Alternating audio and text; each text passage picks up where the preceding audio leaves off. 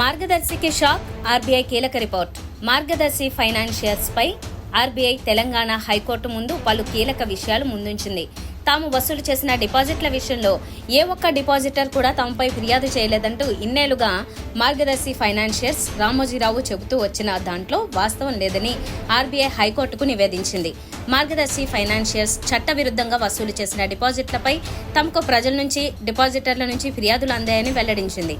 రామోజీరావు మరణించిన నేపథ్యంలో తమపై క్రిమినల్ ప్రొసీడింగ్స్ ను కొనసాగించడం నిష్ప్రయోజనం అంటూ మార్గదర్శి ఫైనాన్షియర్స్ చేసిన వాదనను ఆర్బీఐ నిర్ద్వందంగా తోసిపుచ్చింది.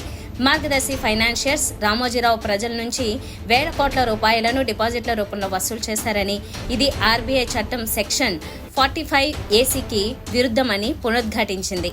అంతేకాక ఇలా ప్రజల నుంచి డిపాజిట్లు వసూలు చేయడం ఆర్బీఐ చట్టం సెక్షన్ 58B(5)(a) ప్రకారం శిక్షార్హమని హైకోర్టు దృష్టికి తెచ్చింది. మరో 119 మంది భారతీయులు వెనక్కి.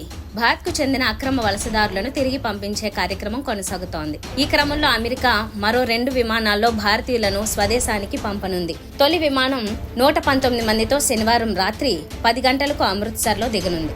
రెండోది ఆదివారం చేరుకోనుంది. తీర్థయాత్ర పూర్తి, నేడు విజయవాడకు పవన్. డిప్యూటీ సీఎం ఆలయాల యాత్రలు ఇవాళ ముగియనున్నాయి. దీంతో ఇవాళ విజయవాడలో జరిగే మ్యూజికల్ నైట్కు హాజరు కానున్నారు. మాధవీలతకు జేసీ బెదిరింపు కాల్స్.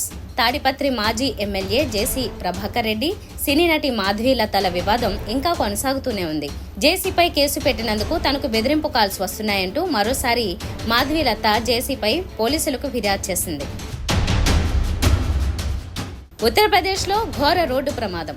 యూపీలోని మీర్జాపూర్ ప్రయాగ్ హైవేపై ఘోర ప్రమాదం జరిగింది. బస్సును బొలెరో వాహనం ఢీకొట్టడంతో 10 మంది మృతి చెందగా మరో 19 మందికి తీవ్ర గాయాలయ్యాయి.